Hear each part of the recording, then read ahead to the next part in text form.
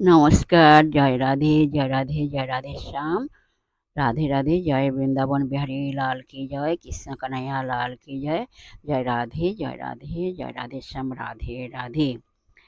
এখন প্রশ্ন হলো, তুলসী দেবীর আরতির পূর্বে ও পরে ৩ বার করে প্রণাম মন্ত্র উচ্চারণ করা হয় কেন?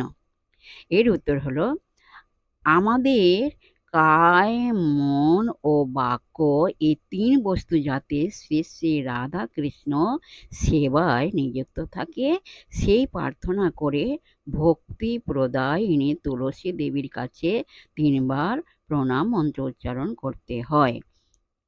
বৃন্দাবৈ তুলসী দেব্যৈ প্রিয়া হি কেশবস্য চ কৃষ্ণ ভক্তি প্রদে দেবী সত্যবত্যই নমঃ নমঃ।